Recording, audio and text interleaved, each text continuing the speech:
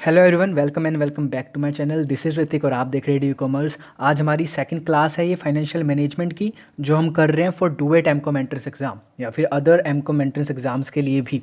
तो इसके अंदर हम एक मेजर टॉपिक कवर करने वाले हैं, तो बिल्कुल ध्यान से पढ़ना है, बिल्कुल कंसंट्रेशन के साथ पढ़ना है, अटेंशन के साथ पढ़ना है। तो मैं चाहता हूँ कि आप लोग पहले अपनी नोट वाली बुक ले आओ, जिसके अंदर आप नोट्स बना रहे हो, वो वाली बुक ले आओ एंड अच्छे से एक जगह पर बैठ जाओ ताकि आप अच्छे से इसको कवर कर पाओ। अगर अभी आपके पास टाइम नहीं है तो इसको बाद में देख लेना, इसको अभी आप वॉच लेटर के अंदर प्लेलिस्ट के अंदर सेव कर लो जाकर। तो जल्दी से हम इस वीडियो को शुरू करते हैं, इस चैप्टर को शुरू करते हैं। और पिछले साल यहाँ से भी एक क्वेश्चन आया है, उसको भी हम कवर करेंगे वीडियो की एंडिंग के अंदर। तो बिल्कुल ध्यान से देखना और अच्छे से आपको कंसेप्ट की क्लैरिटी होगी, क्योंकि ऑब्वियसली हमें कंसेप्ट क्लैरिटी होना ज़रूरी है, तभी हम एग्ज़ाम में अच्छे से कर पाएंगे, है ना, एमसीक्यू को अटेंड कर पाएंगे। तो बिना किसी देरी के शुरू करते हैं। उससे पहले अगर आपने इस वीडियो को लाइक नहीं किया अभी तक, please like the video, subscribe to my channel and press the bell icon, ताकि आपके पास नोटिफिकेशन आती रहे। तो चलिए इससे शुरू करते हैं। आज के चैप्टर का नाम है लिवरेज एनालिसिस। नॉर्मली अगर मैं लिवरेज की बात करूं तो लिवरेज का मतलब होता है कि फ़ायदा उठाना, किसी चीज़ का बेनिफिट लेना। तो यहाँ पर हम फ़ायदा किस चीज़ का उठा रहे हैं, यानी कि सोर्स ऑफ फंड का। कौन से सोर्स ऑफ फंड का? जो चीपर सोर्स है, चीपर सोर्स ऑफ फंड को यूज़ करके हमने फ़ायदा उठाया यानी कि शेयर होल्डर्स की वेल्थ को बढ़ाया। ठीक है, तो वो कौन सा चीपर सोर्स ऑफ फाइनेंस है? चीपर सोर्स ऑफ फाइनेंस होता है डेट। क्यों होता है ये अभी हम डिस्कस करेंगे थोड़ी देर में। तो लिवरेज एनालिसिस एक फाइनेंसिंग डिसीजन है। It is related to financing decision, यानी कि कॉम्बिनेशन ऑफ डिफरेंट सोर्सेज, यानी कि जहाँ से हम फंड उठा रहे हैं उनका डिफरेंट कॉम्बिनेशन, जिससे हम मैक्सिमाइज कर सकें हमारे ईपीएस को, है ना, अर्निंग पर शेयर को। अब ईपीएस को फाइंड आउट कैसे करते हैं, ये यहाँ पर एक दिक्कत आती है, एक न्यूमेरिकल आता है, आ सकता है। तो ईपीएस को फाइंड आउट कैसे करते हैं, अब यहाँ पर ध्यान देना। ईपीएस को फाइंड आउट करना मैं आपको सिखा रहा हूँ। सबसे पहले आती है सेल्स। ठीक है, सेल्स में से माइनस कर देंगे हम क्या? वीसी। इसके बाद हमारे पास क्या आ जाएगा? कंट्रीब्यूशन। कंट्रीब्यूशन हमें क्या बताता है? साउंडनेस बताता है एक कंपनी का, कि कितने अच्छे से उसकी सेल्स हो रही है, कितने अच्छे से वो वेरिएबल कॉस्ट को रिकवर कर पा रहे हैं। तो यहाँ पर कंट्रीब्यूशन आएगा, देन माइनस कर देंगे इसमें से फिक्स्ड कॉस्ट। इसको माइनस करने के बाद हमारे पास आएगा क्या? ईबीआईटी, जिसे हम कहते हैं earnings before interest and taxes, या फिर जिसे हम क्या कहते हैं? ऑपरेटिंग प्रॉफिट भी। ठीक है, ऑपरेटिंग प्रॉफिट भी कहा जाता है। तो ईबीआईटी आ गया, यानी कि earning before interest and taxes. तो यहाँ पे हम माइनस क्या कर देंगे? इंटरेस्ट। क्या माइनस कर रहे हैं? इंटरेस्ट। तो हमारे पास क्या आ रहा है? अब मैं इसको यहाँ पर लिख रहा हूँ, इस साइड लिख रहा हूँ, ध्यान देना। ईबीआईटी में से माइनस करेंगे इंटरेस्ट, तो आ जाएगा हमारे पास अर्निंग्स बिफोर टैक्स। ठीक है, हमारे पास यहाँ पर आ जाएगा अर्निंग्स बिफोर टैक्स। अब ये इंटरेस्ट क्या है? इंटरेस्ट है हमारा fixed financial charge. Fixed financial charge, इस पे मैं जोर क्यों दे रहा हूँ? क्योंकि काफ़ी इंपॉर्टेंट है, लिख लो इसको एक बारी। फिक्स्ड फाइनेंशियल चार्ज है हमारा इंटरेस्ट, और ये इंटरेस्ट किस पे दे रहे हैं हम? डेट पे दे रहे हैं, है ना। जैसे हम कहते नहीं है debt 10% debenture at the rate इतने रुपए पर वगैरह वगैरह। ठीक है, तो 10% क्या हो गया? वो इंटरेस्ट हो गया। किस अमाउंट पे? डेट की अमाउंट पे 10% इंटरेस्ट। और इंटरेस्ट क्या है हमारा? फिक्स्ड फाइनेंशियल चार्जेस है। तो यहाँ पर आ गया हमारे पास, माइनस करने के बाद इंटरेस्ट आ गया हमारे पास ईबीटी। इसमें से माइनस कर देंगे हम टैक्स। इसके बाद हमारे पास आ जाएगा अर्निंग्स आफ्टर टैक्स, या फिर कह सकते हैं प्रॉफिट आफ्टर टैक्स। ठीक है, और ऊपर भी यहाँ पर हम कह सकते हैं प्रॉफिट बिफोर टैक्स। ठीक है, तो इसके बाद हमारे पास आ गया अर्निंग्स आफ्टर टैक्स। इसके बाद जिसका क्लेम बनता है उसको हम देंगे, जैसे कि प्रेफरेंस डिविडेंड। जो प्रेफरेंस शेयर होल्डर्स है उन्हें प्रोवाइड करवाएंगे, क्योंकि उनका हक बनता है, उनको प्रेफरेंस दी जाती है, उनका जो फिक्स्ड क्लेम है वो मिलता ही मिलता है उनको। तो प्रेफरेंस डिविडेंड हम प्रोवाइड करवा देंगे। अब जो हमारे पास यहाँ पर अमाउंट बचेगा उसे हम कहेंगे अर्निंग्स अवेलेबल, शॉर्ट फॉर्म में लिख रहा हूँ, ध्यान देना, earnings available for equity share holder. ठीक है, earnings available for equity share holder. आपको पता है ना, इक्विटी शेयर होल्डर के पास सबसे ज़्यादा रिस्क होता है। क्यों? क्योंकि उनको पूरा सर्टेन अमाउंट, यानी कि फिक्स्ड नहीं है कि उनको डिविडेंड मिलेगा या नहीं मिलेगा। जब कंपनी अच्छा प्रदर्शन कर रही होगी तभी जाकर उनको अर्निंग होती है, तभी जाकर उनको डिविडेंड मिलता है। इसलिए इक्विटी जो है वो एक डियरर सोर्स ऑफ फाइनेंस है। ठीक है, डियरर है, रिस्क उनको ज़्यादा होता है इक्विटी शेयर होल्डर्स को, इसलिए उनका जो कॉस्ट होती है वो ज़्यादा होती है। तो यहाँ पर आ गया इक्विटी, यानी कि इक्विटी शेयर होल्डर की अर्निंग आ गई, जो हम देंगे इक्विटी शेयर होल्डर को। अब ईपीएस कैसे फाइंड आउट करना है ये ध्यान रखना, पहले ये बिल्कुल ये जो टेबल है ये उतार लो, इसके बाद हम करते हैं ईपीएस अब कैसे फाइंड आउट करेंगे। अब मैं इसको इरेज कर रहा हूँ। ईपीएस देखो कैसे फाइंड आउट करेंगे, ध्यान रखना यहाँ पर। अब हमारे पास आ गया है earnings available for equity share holders. तो जब हमारे पास earning available for equity share holder आ गया है तो हम इजीली अब ईपीएस को फाइंड आउट कर सकते हैं। EPS equals to earning available for equity share holder divided by number of equity shares, number of equity shares. ऐसे हमने फाइंड आउट कर दी है EPS, earning per share. 1 marks का मतलब कि एक क्वेश्चन आ सकता है यहाँ पर एमसीक्यू कि ईपीएस को फाइंड आउट करके बताओ, तो हम ऐसे फाइंड आउट कर सकते हैं इजीली। तो देखा आपने ईपीएस कैसे हमने फाइंड आउट किया। अब एक चीज़ ध्यान रखना, जो अभी मैंने आपको बताया था कि debt is a cheaper source of finance, why? Because of its tax deductibility. जो यहाँ पर आपने इंटरेस्ट देखा था जो ईबीआईटी में से माइनस हो रहा था, ईबीआईटी में से माइनस हो रहा था ये इंटरेस्ट, जिसकी वजह से हमें अर्निंग्स बिफोर टैक्स आया। इसका क्या मतलब है कि इंटरेस्ट है यहाँ पर, इंटरेस्ट माइनस होगा तो हमारे पास यहाँ पर एक अमाउंट आएगा, ये अमाउंट में से हम टैक्स को माइनस कर रहे हैं, यानी कि जो टैक्स लाइबिलिटी है एक फॉर्म की वो क्या हो रही है, कम हो रही है। Because of this interest, because of this interest हमारी जो टैक्स लाइबिलिटी है वो कम हो रही है। समझ रहे हो? That's why debt is a cheaper source of finance, why? Because of its tax deductibility. Clear हो गया? अब यही चीज़ मैंने यहाँ पर लिखी हुई है, डेट एक चीपर सोर्स ऑफ फाइनेंस है, वाई? बिकॉज इंटरेस्ट जो है होता है उसका वो टैक्स डिडक्टेबल होता है। यहाँ पे इज आएगा, is tax deductible, interest act as a tax shield and tax liability of firm is reduced, that's why that is a cheaper source of finance।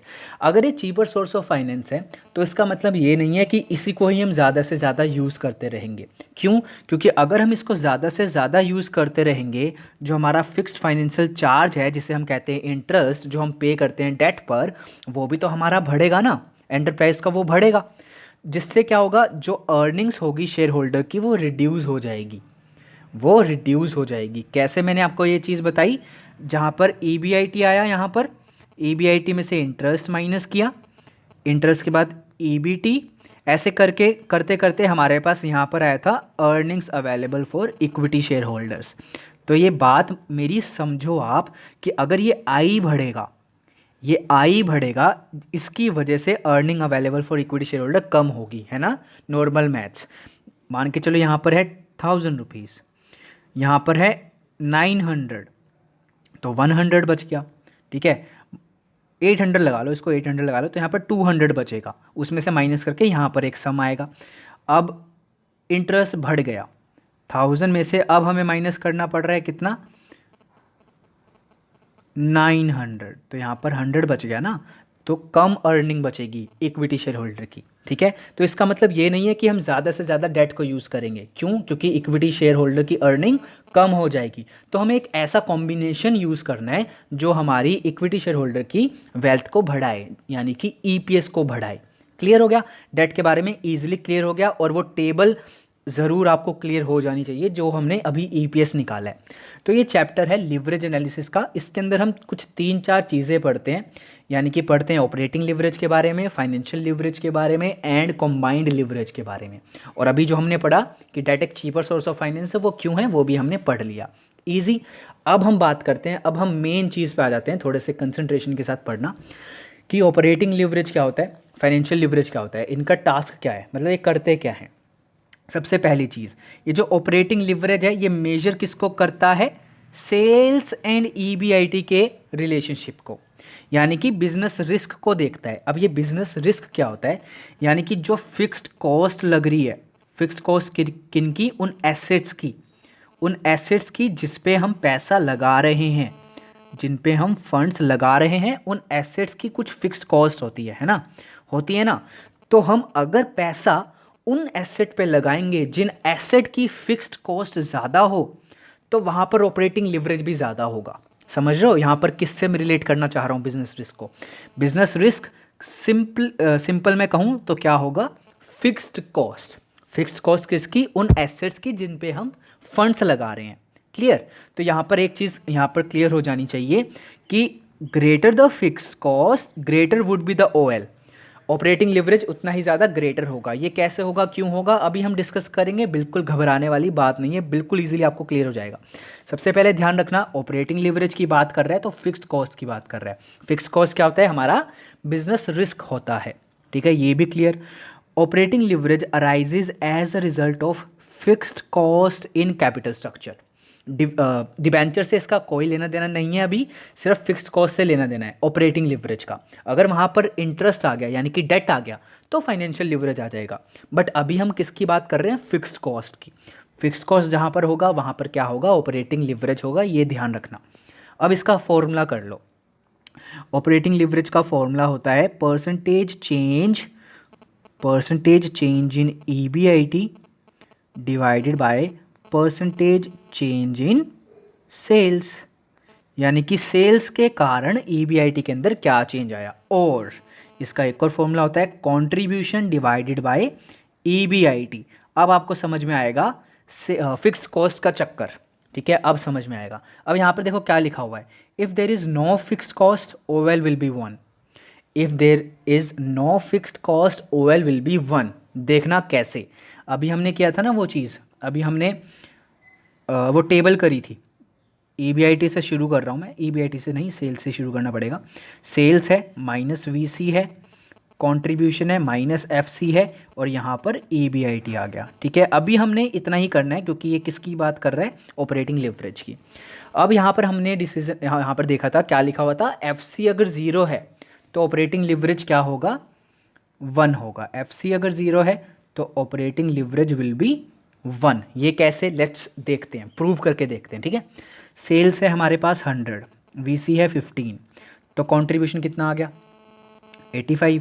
Fixed cost 0 है, EBIT कितना आ गया, 85। Operating leverage का formula क्या था, contribution divided by EBIT। आ जाओ भाई, prove हो गया, ठीक है, हैंस प्रूव्ड। Operating leverage 1। तो जितनी ज़्यादा फिक्स्ड कॉस्ट होगी उतना ज़्यादा ऑपरेटिंग लिवरेज होगा। वो कैसे, वो भी तुम लोग देख सकते हो। यहाँ पर फिक्स्ड कॉस्ट की जगह 0 की जगह क्या कर दो, 25 कर दो। 25 कर दिया तो यहाँ पर कितना बचेगा, 60 बचेगा, है ना। तो जब हम 85 डिवाइडेड बाय 60 करेंगे तो आंसर कितना आएगा हमारे पास, 85 डिवाइडेड बाय 60, तो आंसर आ गया हमारे पास 1.41। So our operating leverage is increasing. Why? Because fixed cost is increasing. Simple as that. ठीक है, ऑपरेटिंग लिवरेज यहाँ पर आपका होता है खत्म। क्लियर हो गया, बिल्कुल अच्छे से क्लियर हो जाना चाहिए। पिछली बार यहाँ से ही क्वेश्चन आया है, अभी हम एंडिंग में क्वेश्चन करेंगे, टेंशन मत लो। अभी हम बात करते हैं फाइनेंशियल लिवरेज की, ठीक है। फाइनेंशियल लिवरेज क्या होता है, लास्ट टॉपिक है हमारा फाइनेंशियल लिवरेज। कॉम्बाइंड लिवरेज आता नहीं है, और मैं बता देता हूँ कि कॉम्बाइंड लिवरेज होता क्या है, अभी मैं बताऊंगा, ठीक है। पहले करते हैं फाइनेंशियल लिवरेज क्या होता है। जैसे ऑपरेटिंग लिवरेज बिजनेस रिस्क को मेजर करता है, वैसे ही फाइनेंशियल लिवरेज फाइनेंशियल रिस्क को मेजर करता है। अब ये फाइनेंशियल रिस्क क्या हो गया, मैंने, ध्यान दो, मैंने आपको टेबल करते हुए बताया था ना, fixed financial charge, fixed financial charges, जिसे हम क्या कहते हैं, इंटरेस्ट ऑन डेट। ये क्या है, फाइनेंशियल रिस्क है हमारा। यानी कि जब फर्म डेट को यूज कर रही होगी वहां पर क्या होगा, फाइनेंशियल लिवरेज होगा। क्लियर, जितना ज़्यादा डेट को यूज कर रही है यानी कि इंटरेस्ट ज़्यादा आ रहा है, जिसका मतलब क्या होगा, फाइनेंशियल लिवरेज भी क्या होगा, ज़्यादा होगा। जितना ज़्यादा डेट यूज़ करेंगे फाइनेंशियल लिवरेज भी उतना ज़्यादा होगा, ठीक है। इट मेजर्स, क्या मेजर करता है, EPS और EBIT का रिलेशनशिप। EPS और EBIT का रिलेशनशिप, ये ध्यान रखना। और ऑपरेटिंग लिवरेज क्या मेजर करता था, EBIT एंड सेल्स का रिलेशनशिप, या कह सकते हैं सेल्स एंड EBIT का रिलेशनशिप। और फाइनेंशियल लिवरेज क्या कर रहा है, EPS और EBIT का। यानी कि जब हम डेट को यूज़ करेंगे तो EPS कितना आएगा, EPS बढ़ेगा या घटेगा, ये हमने देखना है। Because date is a cheaper source of finance ना, तो इससे क्या होगा, EPS को बढ़ना चाहिए, है ना, बढ़ना चाहिए EPS को। तो स्टार्टिंग में तो वो बढ़ेगा जब हम ईजिली अच्छे वे में अच्छा कॉम्बिनेशन चूज़ कर रहे होंगे डेट एंड इक्विटी का, तो EPS तो बढ़ेगा। उसके बाद अगर हम ज़्यादा से ज़्यादा यूज़ करने लगेंगे तो EPS डिक्लाइन करने लगेगा, ठीक है। ये आप ध्यान रखना, इसको मैं प्रूव नहीं कर रहा हूँ यहाँ पर क्योंकि टाइम लग जाएगा, है ना, बल्कि लेकिन बहुत ईजी है, टेंशन मत लेना, ठीक है। चलो अब हम करते हैं क्या, financial leverage arises when company had borrowed capital, जो मैंने अभी आपको बताया कि डेट होगा जितना ज़्यादा उतने ज़्यादा हमारे पास फाइनेंशियल लिवरेज होगा। अब इसका फॉर्मूला कर लो। फाइनेंशियल लिवरेज का फॉर्मूला है percentage change in EPS divided by percentage change in EBIT. इसका मतलब है कि ईबीआईटी की वजह से ईपीएस के अंदर क्या चेंज आया। और एक और फॉर्मूला है EBIT divided by earnings before tax, यानी कि जो बीच का डिफरेंस है वो क्या है, आई है। आई यानी कि इंटरेस्ट है, फिक्स्ड फाइनेंशियल चार्ज है, बिल्कुल ईजी। यहाँ पर लिखा हुआ है greater the cost of debt, यानी कि जितना ज़्यादा इंटरेस्ट होगा greater would be the financial leverage, greater would be the financial leverage. बिल्कुल ईजी बात है, ठीक है, बिल्कुल ईजी बात है। अगर आप चाहते हो इसको करवाना तो मैं इजीली अभी आपको करवा के दिखा देता हूँ, प्रूव करके दिखा देता हूँ, ठीक है। देखो हमारे पास है फॉर एग्जांपल ईबीआईटी हमें गिवन है, ईबीआईटी हमें गिवन है 4000, टैक्स रेट हमें गिवन है कितना 50%, और इक्विटी शेयर्स हमें गिवन है ₹4000 के, यानी कि 400 एट द रेट ₹10 ईच, ठीक है, एट द रेट ₹10 ईच। अब हमसे बोला गया है ईपीएस को फाइंड आउट करो, ठीक है। ईपीएस हम फाइंड आउट कर सकते हैं इजीली। ईबीआईटी कितना है 4000 डिवाइडेड बाय क्या आएगा, इंटरेस्ट। इंटरेस्ट तो यहाँ पे है नहीं क्योंकि हमारे पास सिर्फ इक्विटी शेयर्स हैं, है ना, तो इंटरेस्ट ज़ीरो आएगा। तो यही हमारे पास क्या बन जाएगा, यही हमारे पास बन जाएगा ईबीटी, अर्निंग्स बिफोर टैक्स। अब टैक्स हमें गिवन है, टैक्स माइनस कर देंगे कितना 50%, यानी कि 2000, क्या आ जाएगा 2000 आ जाएगा ना। प्रेफरेंस शेयर्स गिवन है हमें, जो हम प्रेफरेंस डिविडेंड माइनस करेंगे, नहीं गिवन है ना तो नहीं माइनस करेंगे, तो 2000 ही हमारे पास क्या आ जाएगा, earnings available for equity share holders. अब इसको डिवाइड कर देंगे नंबर ऑफ इक्विटी शेयर से ताकि हमारे पास ईपीएस आ जाए। तो ईपीएस कितना आ जाएगा, EPS will be equals to 2000 divided by 400, इसको काटेंगे तो आएगा हमारे पास 5, ठीक है। ईपीएस हमारे पास आ गया 5। अब ध्यान देना, अब हम यूज़ करेंगे डेट को। अभी तक तो हम सिर्फ और सिर्फ इक्विटी शेयर को यूज़ कर रहे थे, अब डेट को भी यूज़ करके देखते हैं। हमारे पास क्या है, ईबीआईटी अगेन हमारे पास 4000 है, इक्विटी शेयर हमने ले लिए कितने 200 एट द ₹10 ईच, ठीक है, 200 एट द रेट ₹10 ईच, ये ध्यान रखना। और डेट भी हम ले रहे हैं यहाँ पर कितने का 10%, और रुपीज़ कितना आ गया, टोटल रुपीज़ आ गया 10,000 का, सॉरी 2000 का। यहाँ पर मैं इरेज कर रहा हूँ, एक सेकंड रुको, अच्छे से नहीं लिखा जा रहा, एक सेकंड रुको बस। इक्विटी शेयर का ध्यान रखना, कितना ले रहे हैं हम, इक्विटी शेयर्स ले रहे हैं कितने 200 एट द रेट ₹10, डेट ले रहे हैं कितना 2000, और कितना है 10% डेट, 2000 रुपीज़ इसका अमाउंट है। अब देखो ईबीआईटी सिमिलर ही गिवन है हमें, ईबीआईटी सिमिलर है 4000। अब यहाँ पर आई आ जाएगा, इंटरेस्ट है ना, क्योंकि डेट है, 10% ऑफ 2000 यानी कि 200, 200 यहाँ पर कितना आ गया 3800। अभी मैं आपको प्रूव करके दिखा रहा हूँ कि डेट को यूज़ करने से कैसे हमारा ईपीएस बढ़ेगा, ठीक है। यहाँ पर क्या आ गया, ईबीटी आ गया, ईबीटी कितना आ जाएगा अब, ईबीटी, ये ईबीटी ही आ गया है, ठीक है, ये ईबीटी ही आ गया है, दिस इज़ ईबीटी। इसमें से हम क्या माइनस कर देंगे, टैक्स को, जो 50% है, इसका 50% 1900 होगा, तो हमारे पास 1900 ही बचेगा ना, 1900 ही बचेगा earnings available for equity share holders. इसको डिवाइड कर दो नंबर ऑफ शेयर से, और नंबर ऑफ शेयर्स हमारे पास है 200, तो चलो डिवाइड करो, 1900 डिवाइडेड बाय 200 इक्वल्स टू 9.5। अब इस केस के अंदर ईपीएस कितना आ रहा है, ईपीएस आ रहा है 9.5, ईपीएस आ रहा है 9.5 इस केस के अंदर। तो आप लोग खुद देख पा रहे हो, डेट को यूज़ करके, एक चीपर सोर्स ऑफ फाइनेंस को यूज़ करके हम हमारा ईपीएस बढ़ा पा रहे हैं, ठीक है, easy. This is financial leverage, यानी कि आई जब होगा वहाँ पर फाइनेंशियल लिवरेज होगा। अब हमने फाइनेंशियल लिवरेज को फाइंड आउट तो नहीं किया है, बट हम कर सकते हैं, कैसे। अभी आपने देखा था ईबीआईटी, अभी आपने देखा था कि ईबीआईटी कितना आ रहा था 4000, और ईबीटी कितना आ रहा था फर्स्ट वाले केस के अंदर जहाँ पर इंटरेस्ट ज़ीरो था, फर्स्ट वाले केस के अंदर भी 4000 था। तो अगेन फाइनेंशियल लिवरेज क्या आ गया हमारे पास, EBIT डिवाइडेड बाई EBT होता है ना, तो अगेन 1 आ गया, जहाँ पर इंटरेस्ट ज़ीरो हो, डेट को हम यूज़ नहीं कर रहे।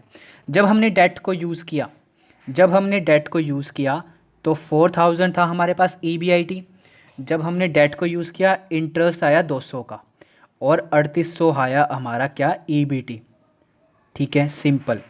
तो यानी कि 4000 डिवाइडेड बाय 3800, इसको जब हम करेंगे तो हमारे पास कितना आएगा डिवाइडेड बाय, तो आएगा हमारे पास 1.05। तो आप देख सकते हो कैसे हमारा फाइनेंशियल लिवरेज बढ़ रहा है जैसे जैसे हम इंटरेस्ट लगा रहे हैं, यानी कि डेट को यूज़ कर रहे हैं। बिल्कुल सिंपल था, क्लियर हो गया। अब मैं यहाँ पर आपको समरी करा देता हूँ, उसके बाद क्वेश्चन करेंगे। पहले समरी कर लो कि ऑपरेटिंग लिवरेज बात करता है बिजनेस रिस्क की, और जिसके अंदर बात होगी फिक्स्ड कॉस्ट की। क्लियर। फाइनेंशियल लिवरेज बात करता है फिक्स्ड फाइनेंशियल चार्ज की, यानी कि फाइनेंशियल रिस्क की, जिसके अंदर बात होगी डेट की। अगर डेट होगा ज़्यादा उतना ज़्यादा फाइनेंशियल लिवरेज होगा। ये था क्या, समरी, इजीली। अब ये करो, हम अब ये कर लेते हैं 2021 का क्वेश्चन। बिल्कुल इजी क्वेश्चन लगेगा अब आपको, अगर आपका कंसेप्ट क्लियर हो गया है तो। If the fixed cost of production is zero, which one of the following is correct. Fix cost की बात कर रहा है, दिमाग में आ जाना चाहिए कि ऑपरेटिंग लिवरेज की बात कर रहा है।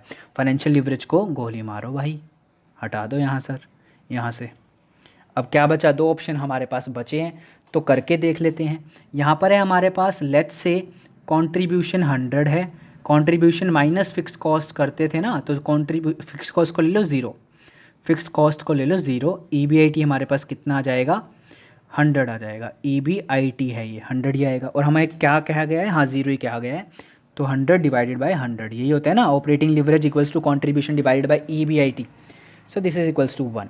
करेक्ट आंसर क्या हो गया हमारे पास, third option is the correct option. ये था डुवेट का पिछले साल का क्वेश्चन, तो ध्यान रखना। अब बिल्कुल ईजिली मैंने आपको ये पूरा टॉपिक क्लियर करा दिया है। आई नो वीडियो ज़्यादा लंबी हो चुकी है, बट वर्थ इट है। ठीक है, लास्ट चीज़ है कॉम्बाइंड लिवरेज। कॉम्बाइंड लिवरेज होता है जब हम OL को मल्टीप्लाई कर देते हैं फाइनेंशियल लिवरेज से। ऑपरेटिंग लिवरेज का फॉर्मूला क्या था, contribution divided by EBIT, into में फाइनेंशियल लिवरेज का फॉर्मूला क्या था, EBIT डिवाइडेड बाय EBT। तो यहाँ से आप लोग एक और फॉर्मूला निकाल सकते हो कॉम्बाइंड लिवरेज का, which is equals to contribution divided by EBT। ठीक है, एक फॉर्मूला ये आ गया। एक फॉर्मूला आप लोग ऐसे ही निकाल सकते हो, कैसे, परसेंटेज वाला लगा के। यहाँ पे OL का परसेंटेज वाला लगा दो, यहाँ पर FL का परसेंटेज वाला निकाल के, यहाँ पर कॉम्बाइंड लिवरेज का निकल जाएगा परसेंटेज वाला फॉर्मूला। बिल्कुल ईजी, और ये चैप्टर आपका होता है यहाँ पर ख़त्म। तो ये रही आपकी मतलब डिफरेंट प्लेलिस्ट। हमारे चैनल पर जाकर आप डिफरेंट प्लेलिस्ट में अपना मटेरियल ढूंढ सकते हो और फ़ायदा उठा सकते हो। ठीक है, अपनी डुएट की प्रिपरेशन अच्छे से कर सकते हो। अगर अभी तक सब्सक्राइब या लाइक नहीं किया तो प्लीज़ कर दो, बेल आइकन को प्रेस कर दो। Thank you so much, third class में मिलते हैं।